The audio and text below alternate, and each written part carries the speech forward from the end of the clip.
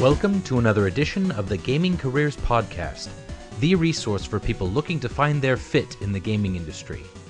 On this show, you will hear game industry professionals talk about how they succeed in today's competitive environment and how you can do the same. I'm Steve Rudusky, your host, and thanks again for joining me. Today we have a very special guest with us on the show.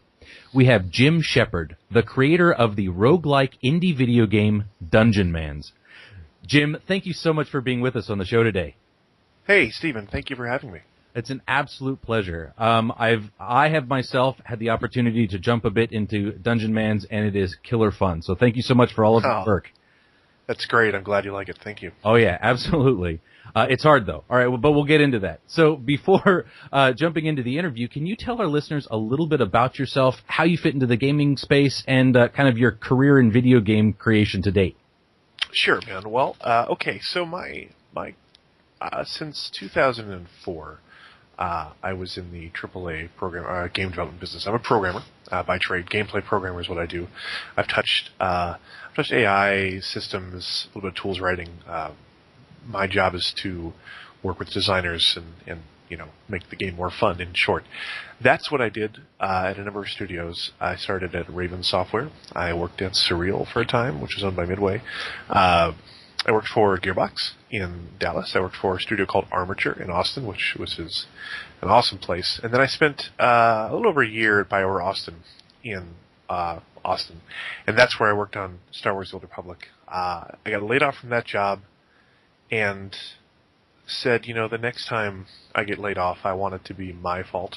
I want to be the person responsible for the mistakes. Right. And honestly, The Old Republic, those guys worked so hard. There's so many great people on that team, but there were decisions made 7 layers up, right, that affected the course of 200 or so employees. And I want to screw up on my own. So that was 2012, and I said, okay, I'm going to work for myself. Dungeonmans is a project that I'd been playing with for fun since around Christmas of 2007. Something I used to teach myself C# because I wanted to write more code, because at the time I was writing more Unreal script at the office I was in. Okay. So I wanted to get back to really crushing some genuine code. And so that's where that came from. And I spent the summer of 2012 working on a side project that I thought would maybe go live, and I canceled it and went back to Dungeonmans. I mean, a lot of my friends were like, "Oh, you're going independent? Please tell me you're working on Dungeonmans." Like, the first thing they'd say is, "You're going indie, where's Dungeonmans?" Like, they wanted to see this game become a real thing, because for the past few years it'd been a side project I'd give out to friends for fun, or post it online for free at one point. It was just this tiny game. So now I work full-time for myself. Dungeonmans is the first game that I've worked on. It is shipped. December 9th was the official Steam launch date. It shipped in early access in May, or in a Kickstarter in 2013. And that's what I do now. So this came out. I'm very fortunate. It's been a ton of hard work, but I feel like it's the sort of thing that, I didn't have lightning in a bottle success, which is fine. I didn't plan on that. You can't really bank on, getting featured for a Steam sale. You can't bank on, getting top of the App Store. Like, that stuff you can't really set your budget on, but you can budget on sales and work and compare yourself with other games, and I feel like I've done okay in that regard. Right. And I know that as the interview develops, we'll be able to talk a little bit about this lightning in a bottle thing. This is the first title that you've worked on and that you've brought out, and there's just a lot of people talking about it. Before we jump into that, just talking a little bit about the AAA space, I know that there are a lot of aspiring game devs that would like to join a AAA space. You said you started in 2004 right in the AAA space. How did that just magically happen? Sure. Well, you get a job in AAA by sending in resumes. You really do. I'll tell you that. Well, I'll tell you that your portfolio matters. So I've been on a ton of interviews for people, and if you can show that you are talented at what you do, even if you're not a super rock star, if you're sure that you're talented at what you do, people are going to listen. Now, that doesn't mean that there are various tiers of studios, and that's based on the success they've had. Everybody and their mother wants to work at Valve, right? I mean, they talk about their huge salaries and their open plans, and nobody has a boss, et cetera, et cetera. So, of course, they're getting a high degree of resumes, and so you're going to have to really stick out if you're going to try to apply there. And in fact, you probably won't. But if you're new and you do what you do with some talent, lots of studios will talk to you. So that goes for programmers. If you're a programmer and you want to work in the AAA business, you should apply to studios and say, here's a bunch of games I made. They're small games. They've got programmer art. They've got wireframe boxes hitting each other, but they're fun to play. That really helps, if your job is programmer and you can say, look what I can do. If you're an artist, and you've got a bunch of work to show off, great. If you're an animator and you could show off great animations, awesome. And you don't need to be a rock star. You need to do good work and lots of work. But it's not as impossible as it sounds. I think it's just a matter of being also diligent and putting forth lots of effort. Because I got accepted to one studio in 2004, and I was turned down by I think 12. Right, so Nice. It's not like I just walked in there and threw my nuts on the table and said, "Give me a job." That's just not what happened.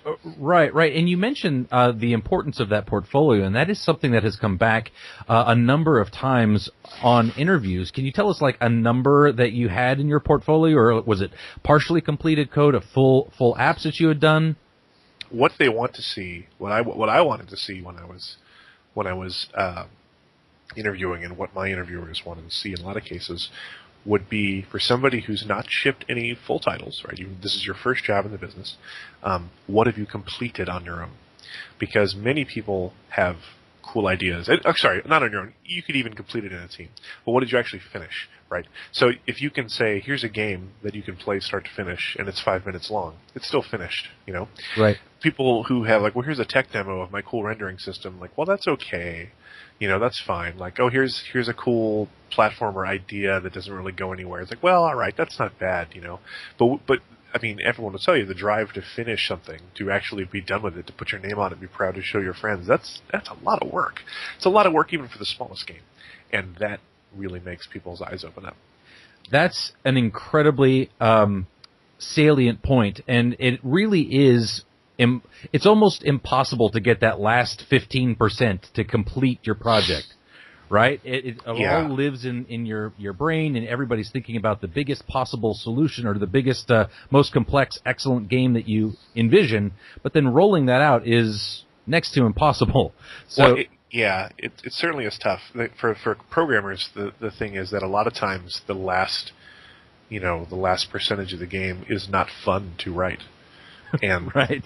That, really, for people who are hobby devs, for people who work at home and they're like, well, I have this really cool idea, and they make something really fun, they're like, yeah, isn't this great? And then you watch them, like, they update their Tumblr or something, like, for week after week, and then the game's close to done, and they're just going to go quiet. It's like, what happened? It's like, well, now I had to write some stuff for edge cases, for saving loading code for UI, and that's boring, so I stopped. But I have this other cool idea. Right. It's typical, but it's not the kind of stuff that is going to say, hey, I'm head and shoulders above my contemporaries. Right, and having that portfolio, like you said, of those completed projects says a lot about what you can do on the job, not just about your creativity in coding. Yeah, when I was hired as a rookie, I was told outright, we're not hiring you necessarily for what you know, because we know you don't know very much.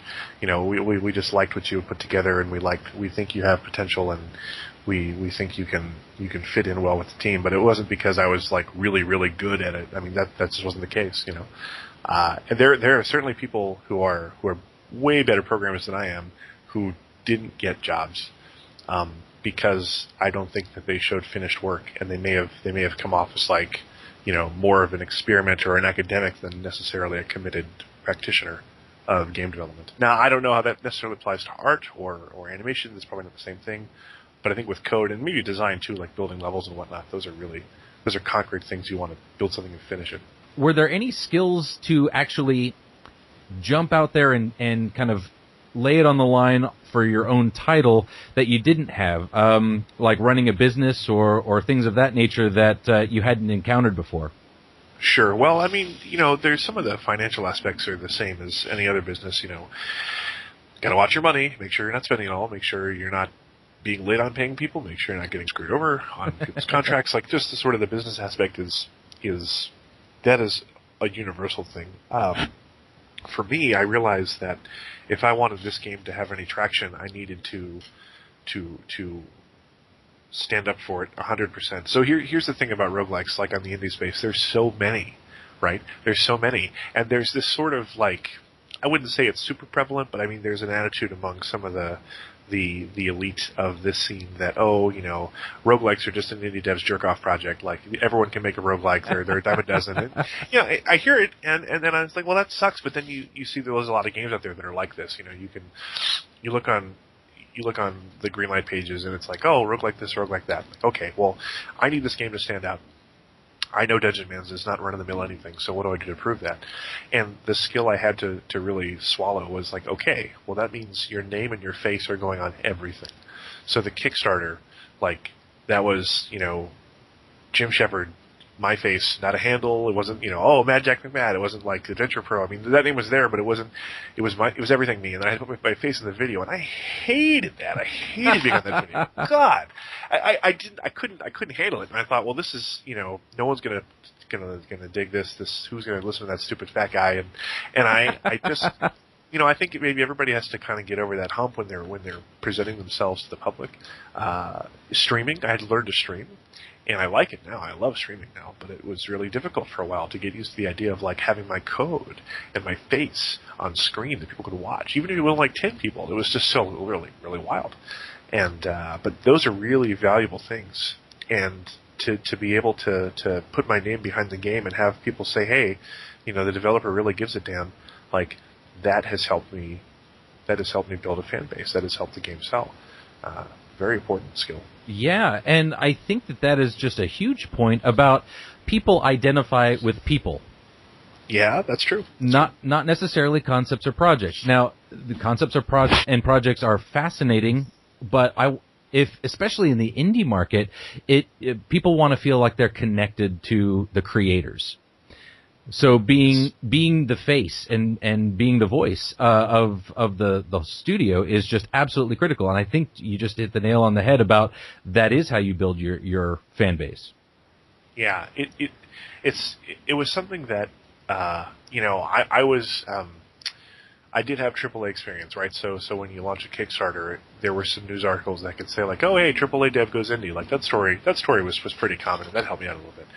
But I also I was not the lead on anything. I was not the big name on any project, and I couldn't throw that around as why it was really great to give me your money. So it was definitely about saying, hey, look, I'm making this game here. When the Kickstarter was happening, I put an update out every week of the build that was out there that people could have for free. Even if they didn't back the game, they could have a build and play it, and I updated every week. And then when that was over, I took 3 weeks to relax, and then every 2 weeks I updated the game, and that was pretty consistent. I had to miss 1 week for a move across the country, but I hit every 2 weeks after that.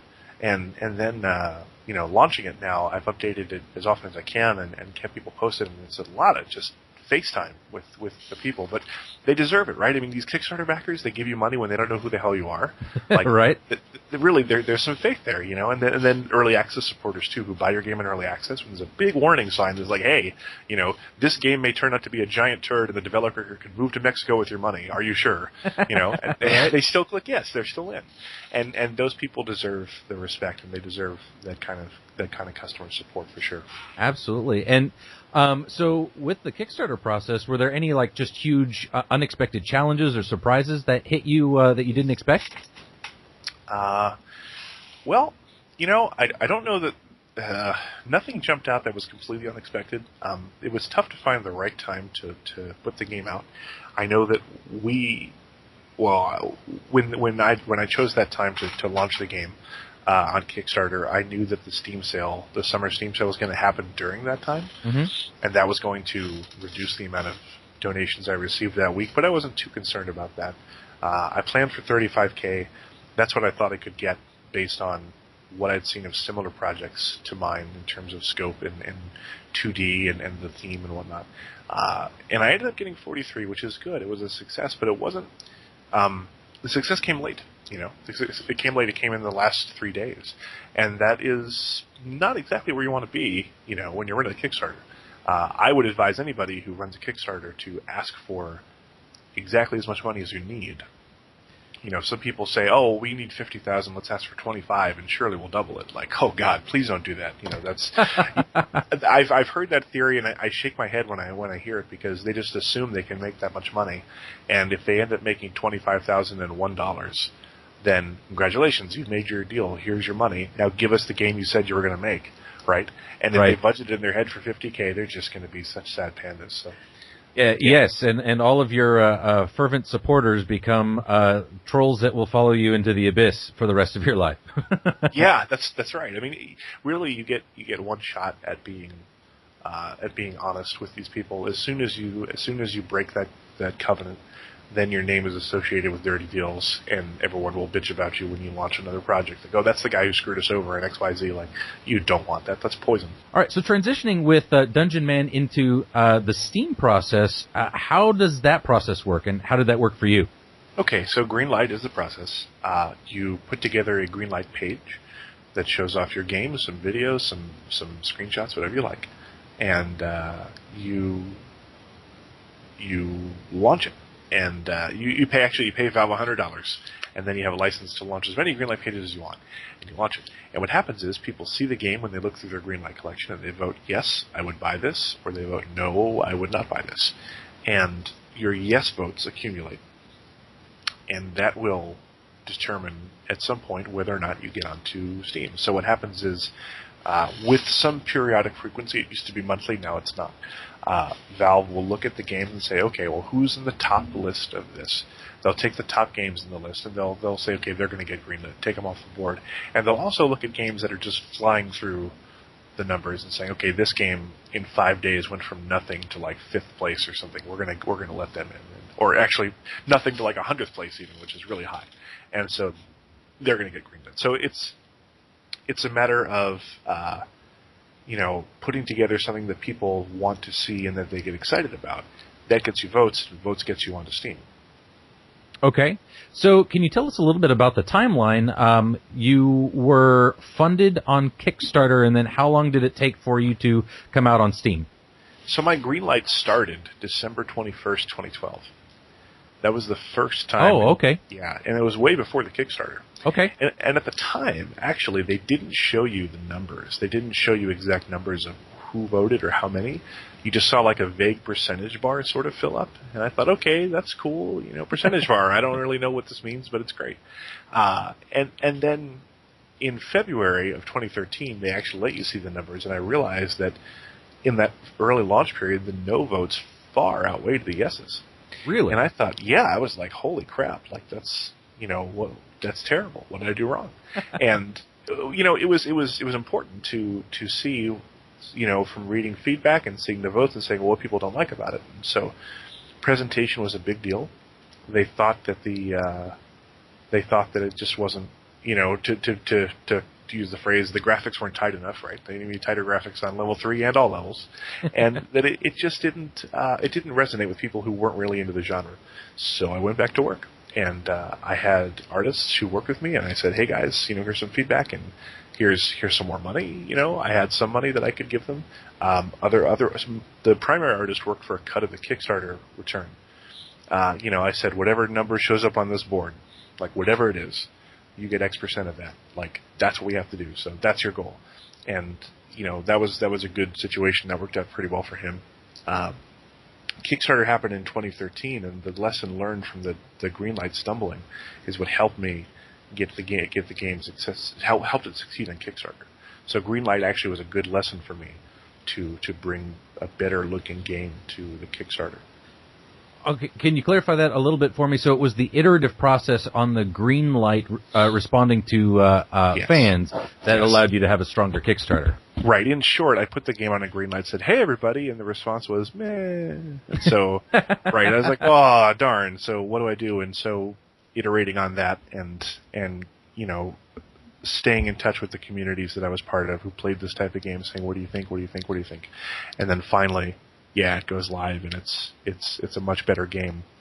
I didn't get greenlit until GDC last year, so it took 400 days to get through Greenlight, and that's bad, to be honest. There's a lot of games that do it faster and better, so I didn't do a great job with Greenlight, and it's because I launched weak, and so my first week or so on the front page of Greenlight didn't get the votes that I could have gotten, and so that was all my fault, all my fault, and I like that. Yeah, it was a lesson learned. If I didn't have that stumbling experience at Greenlight, I may not have done so well with the Kickstarter. That's interesting. And it actually is not the expected template that I would have expected. I would have expected Kickstarter first, Steam process second, and moving on from there. But I didn't know that you could approach it in that direction. So what's interesting is that if your Greenlight comes out and fumbles, you don't lose the Greenlight page. No votes don't count against you. It's just the yes votes that you get. So you don't have a time limit. You can continue to extend it and get a bigger audience for your game. Kickstarter, though, as you know, if you don't make it within 30 or whatever days, you're done. You don't get a penny, and it shuts down. Right. So that was to me, it worked out better to have the Greenlight come first, where the penalty for failure was softer, and then go to the Kickstarter. So it's almost like free advertising before you do your Kickstarter. It is, well, yeah. I mean, $100, right? $100 to get in, but also the time and energy spent working on it. But I mean, yeah, it is definitely. You end up spending time advertising it. You end up hustling and saying, "Hey, here's a link to my Greenlight page. Here's a link to my Greenlight page." Your Twitter becomes that. Your Facebook becomes right. that, and then it turns into Kickstarter. Like, "Hey, here's a link to my Kickstarter. And now here's a link to my store. Here's a link to my store." And it's just you do have to put the hustle out there, and people who sign up for a Dungeonmans Twitter, they know what they're going to get, right? They know they're going to get me talking about the game, and they're kind of asking to be marketed to. So you reward them by giving them other stuff in there they may not see otherwise, whether it's just Game Insider, chat, or whatever. Yeah, but you definitely have to hustle the whole time. Well, that actually helps us transition very well into the subject of marketing. Dungeonmans has a lot of buzz. So can you tell me what you attribute to that? Well, let's see. I think for one thing, the game spent a long time in the oven. Had a lot of chance to organically build up a community, and that helps. I mean, people. I have been trying to tell the public internet to listen to and talk about Dungeonmans since December of 2012. Right, so there's been 2 years. Right, and it's even then it's not the biggest audience that it could be, but it's still got some buzz. I think an even bigger factor, to be honest, is Andrew Aversa. Zircon is his handle, and he is the musician for the game. He's done all the audio for Dungeonmans. He's put together probably like the best soundtrack in the last 20 years, I think, in terms of RPG soundtracks. I challenge anyone to say that it's not fantastic. And he also, though, is certainly a business-minded dude. Andrew and I, we started as he was a contractor, right? I hired him as a contractor. Sure. And it turned out that he lived near Baltimore, which is where I moved after living in Austin. Mm-hmm. And so we actually, we live like 20 minutes apart. Let's hang out. And we became friends. It was just really awesome how that clicked. So he was super invested in Dungeonmans. He thinks it's an awesome game, and it just seemed like a great sort of thing that we all fell in together. So he started working on some of the marketing aspect too. So I had somebody who has quite a few connections of his own help me pitch the game, reach out to his fans and say, "Hey, I made a soundtrack for this game. Take a look at this game." I mean, it was just really helpful. And I think that that's something that any indie can cash in on when you're working. Find other developers who are like you, who work on their own, who make a living by their own work, and say, "Hey, what do you think of the game?" And cross pollinate with that. I mean, that's sort of like ghetto marketing, I guess, because you're not spending a bunch of money like buying a PR firm or whatever. But if you can talk to folks who also do what you do and get their fans to like your game, that's a big help.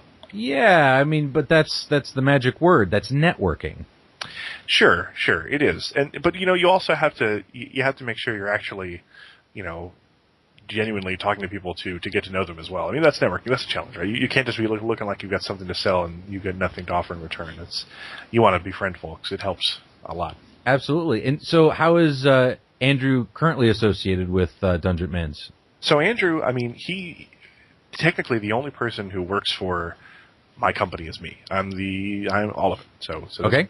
But there are two people besides me who have been huge contributors to Dungeonmans, and I really feel like the game is part of the three of us. It's our work together. And so Andrew is the musician. He's done all the audio, and he's done even some design work in recent weeks because he wanted to try that out. He's always had an itch for that sort of thing, and I've been, giving him design tasks, and he understands the game so well that there's going to be content. There's already content out there that people don't know if I made it or he did, and it just feels like Dungeonmans, right? So for the longest time, it was Jim's project. And then here at the end, there's some stuff that he's put in that just feels like it's part of Dungeonmans. So it's a good feeling. The second fellow is Jeremy Cook, who is another very good friend. We worked together at Gearbox.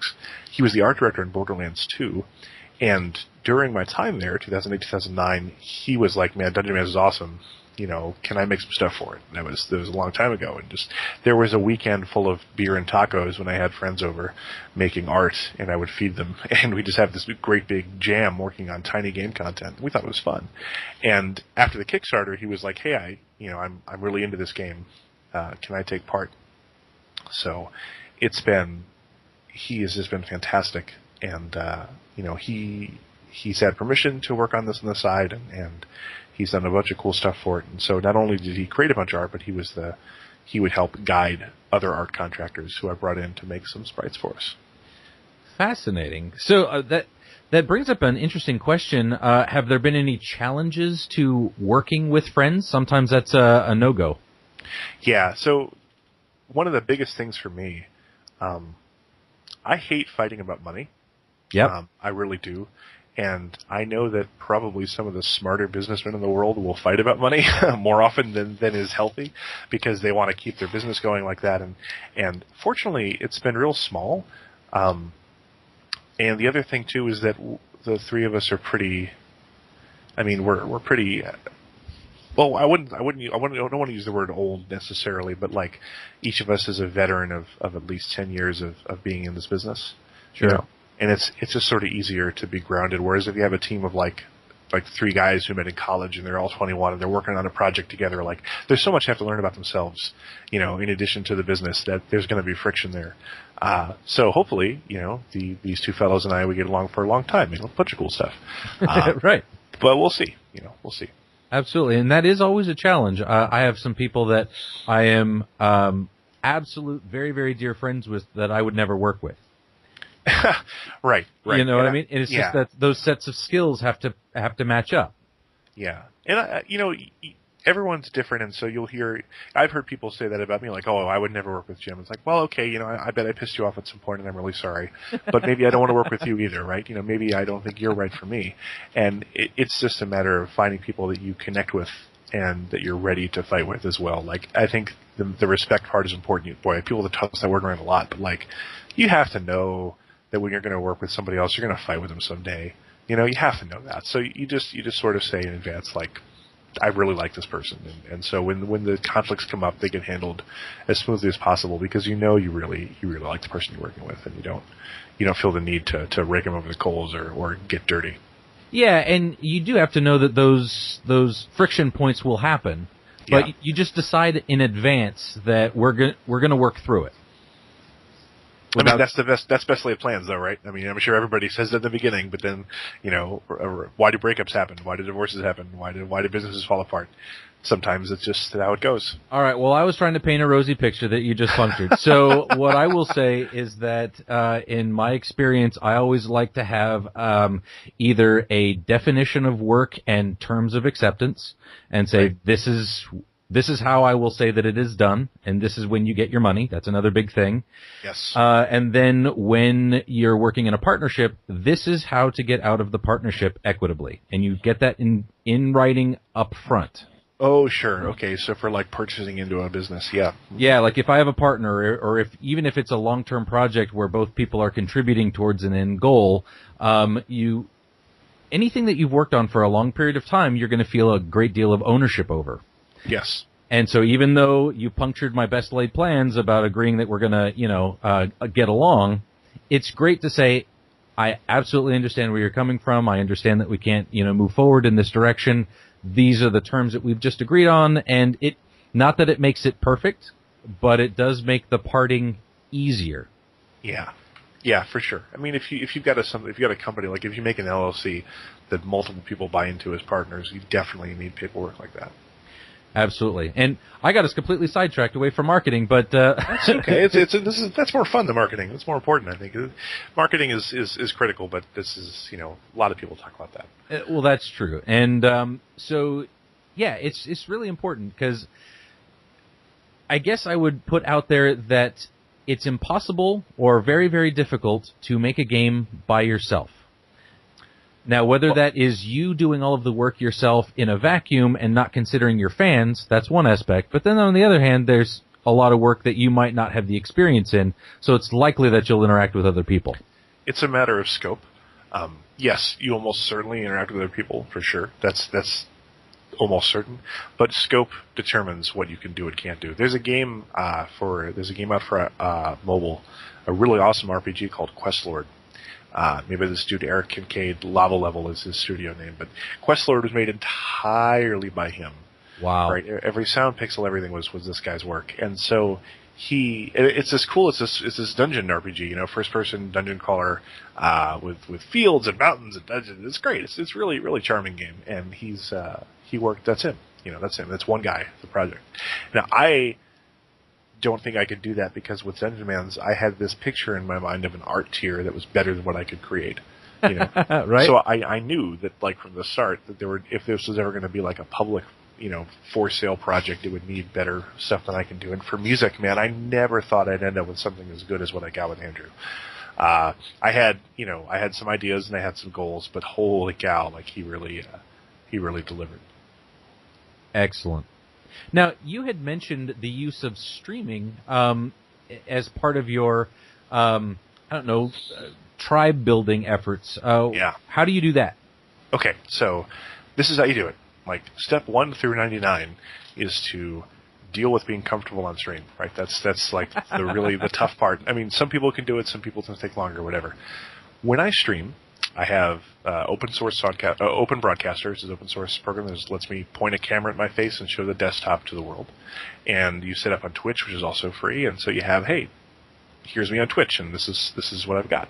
And so I will stream twice a week, Wednesdays and Fridays, at 2:30 Eastern for about 3 hours, and I will show off what I'm working on. And what you do is you get comfortable with the idea of coding stuff, answering questions, and trying things out live on camera. It's certainly weird, at first. It's weird because, so I think most programmers, they have the belief that no one's going to find them interesting. Okay. And it helps if you're bubbly. It helps if you've got, if you talk fancy on camera and wave your hands around. Sure, that helps. But I mean, people find the most mundane stuff, according to programmers. The muggles find it very interesting. They really eat it up, and it's great. It's a good feeling. I think so. Stephen, in QA, man, you have seen every type of bug. Right? Oh yeah, every type of bug, and there are still some that make you laugh. Oh yeah, exactly. So even jaded, crusty old developers, right? Like us, there's still stuff that makes us laugh. When you're showing that behind the scenes stuff to people who've never seen games being made, and they watch a monster just flip out, go beast mode, and take 100 turns in a row, they love it. Everyone laughs and it's a good time. And so that is really helpful for me to build a community, because when people come by, they see the game being made, they see that I respond to them, they can ask me questions, we can try stuff together. They certainly tell their friends. And Twitch has a new feature now where you can actually select game development as the game you're working on. Yeah. And people can just say, show me all the games in development on Twitch, and they push a button and you show up there on that list. And that's really great, because that has helped many more eyes come into the project for me. That's interesting. It wouldn't have occurred to me that showing people how the making of the sausage is made is as interesting, because I know you go through these somewhat mundane steps and tedious steps. Yes. Over and over and over. But I guess it's fascinating for some people. Well, so I think that when you're streaming development, so I stream 6 hours a week on average, and so I like to pick projects things to do during that time that are a little more interesting for the camera. Okay. If I have a saving bug to work on or a UI bug to work on, I may not do that on stream if there's something more interesting to work on stream. And so that is the trade-off I'll make to get people more invested in the game. However, lately I've been streaming past my 3-hour limit. I've just been running longer because I feel like it. And it does make you tired afterwards. When you're streaming, you have to focus 100%. You can't tab out to Reddit. You can't go check Facebook while you're on camera, right? You've got to focus. Right. So it does drain you maybe a little bit for people who aren't used to that, but you get a lot of stuff done, and you get people you can talk to about your problems in the game. Like, so the whole rubber ducky theory, where a programmer needs to have a little rubber ducky on top of his monitor that he can slowly look at and explain his problems to verbally. Just hearing yourself talk about the problem gives you a different perspective. Now you can do that on camera. Well, isn't it hard to focus on actually coding while you're interacting with the chat window? I thought it would be, but it's not. I mean, again, I guess it depends on the issue you're solving. Like, there are some really, really ridiculously difficult memory issues for games sometimes, or, like, how do I track this bug down? It's 7 layers deep. It only happens when I'm running it on this side of the map, and the moon's up, and oh my god, like, that stuff is probably going to be tougher to solve on stream. But when you're doing stuff like, hey, in the latest build, people have said that the Necromancer is a little weak, and his powers aren't interesting, and these enemies are not behaving right. Let's look at that together. And so that's stuff where the result is immediate. You write something, you test it, you show it off, and people say, cool, or they say, oh, I don't care. And that's what you're looking for. So you do have to, I mean, those things have to get done, right? You have to do them. But that might also mean that, like, oh, I've got this issue where the game frame counter sometimes goes wrong, and it only happens after I load 4 levels in a row. Like, that sort of really ridiculous debugging you might save for when you're off camera. Got it. Now, Jim, we are heading towards the end of our show. Okay. Now, what I'd like to ask, just kind of as a couple of final questions, are what are some key resources that you could recommend to some aspiring game devs if they're just starting out? Certainly. I think that somebody who's at home and wants to learn to make games has a bunch of cool options. And mainly that comes from things now being free that they used to not be free. You can get Unity, and it's free. That to me is tremendous. Like, there's so many things you can do in Unity that are just that you could not do before unless you had hours and hours of training and a lot of other software. If you are a programmer, great. Grab Unity. Be willing to spend a weekend locked away, getting a headache, and feeling like you're doing a bad job. Because that's what learning is like, right? You just get stumped, you just get confused, and you practice and you practice and you train, and then you figure it out. For artists, I think that creating game art is always something that people can do, even if they don't have an engine in front of them. But with Unity, again, you can make something, you can plug it right into an existing game. You can take existing frameworks that are there, and you can see how your character runs, dashes, jumps, slides. Those are all really critical things. So to me, that's number one. To say, I'm going to download this free engine, and I'm going to work on it, and I'm going to read all the tutorials I can read. And the second biggest engine, of course, or the second biggest resource is Google, because there's no programming question you can't Google and not get somebody who's thought of it as well. I mean, I guess there are the highest levels, but for people just starting out, like, every question's been answered a million times. And Googling for that sort of stuff, between that and having an engine in front of you that's been built that you can use, you'll find out pretty quickly whether you like programming or not. You find out pretty quickly whether you like really being an artist or not. And when you find out that you like that sort of thing, and you enjoy it, that's when you can say, okay, now I want to spend money on it, right? Because up to that point, you don't know. Right. Like, what's a good book on programming? Like, well, there's plenty of books that are like $80 and they're great. Are you ready to spend $80 on a book that you may not even like? Like, you don't want to spend $2 for an app on the App Store, right? So are you going to spend $80 on a book that you don't like? Right, right. So people need to play around first and see if they like the idea of being a developer. So really, those are huge. For resources, for like tutorials and such, again, Google gets you all of that. There are lots of websites you can go to. Code Academy, people talk a lot about that. That doesn't teach you games directly, but Code Academy does teach you lots of programming basics, and it's a really fun, clever system too, little achievements and mini games and such. And I'd say that for sure if somebody wants to just say, hey, I want to practice coding. But GameMaker, I don't know if GameMaker has a free version or not. I'm not sure.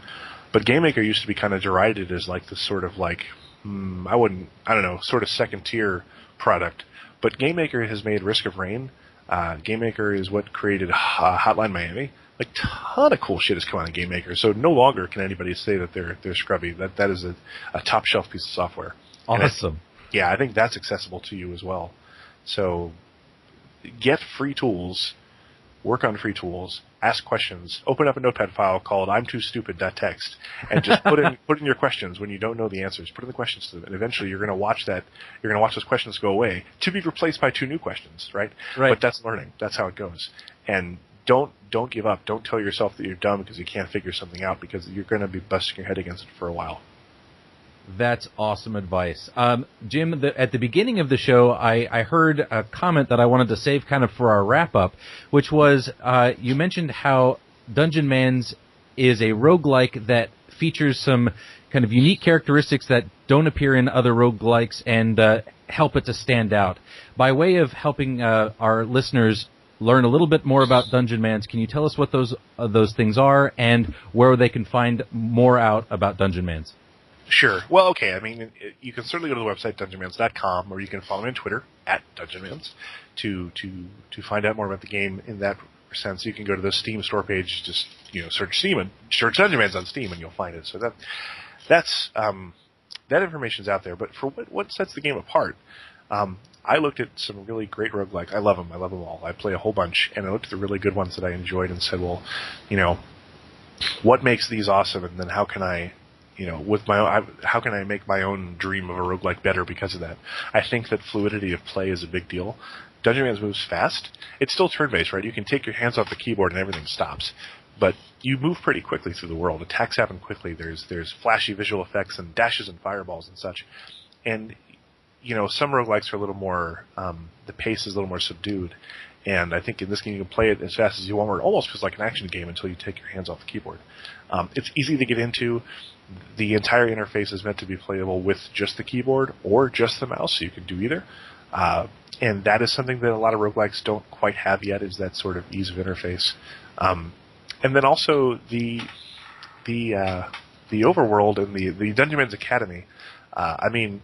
People see it, they're like, oh, it's like Rogue Legacy. It's like, well, I have to kind of say, I hadn't played Rogue Legacy when I put the game together, but I understand because Rogue Legacy shipped first, right? That's what it is. Right. The idea is that you have this school that you are graduating one Dungeonmans at a time from, and as you go crush things out in the wild, you can bring resources back to the academy to make it better and stronger. So even when you end up dead, you can say, well, this guy got to level 4 and he died, but I brought back a whole bunch of metal for the armory and these cool items for the library, and I'm going to start with advanced knowledge on scrolls and a better weapon. Like, I'm going to go back into it. And it's a loop, it's a loop that means even if you died, you didn't waste your time. And roguelikes have this really good roguelikes, but they're also hardcore. They're like, well, you could play for 8 hours and die, and you've lost all that time. You've gained nothing for it except for the memory of your adventure and maybe knowledge for next time. But like in this one, I want people to feel like their time is well spent, even if they end up getting crushed. And that's something that Dungeonmans does that keeps the game healthy and persistent once you play it for a long time. And I have to speak from personal experience. It definitely keeps you engaged. Maybe a little bit pissed off when you're starting your next character, but very compelling to jump right back in for the next adventure. Jim, thank you so much for the time you've shared with us today. Just packed full of experience, and I really appreciate your time. Yeah, absolutely a pleasure. Thank you so much for having me. You've been listening to another edition of the Gaming Careers Podcast. You can find the show notes for today's episode at thecompanybar.com/podcast. There you can find bullet-pointed notes from the show, links to resources discussed, as well as the extended interview that has even more great content for you that didn't make it into the episode today. That's it for this week. I'll see you next time.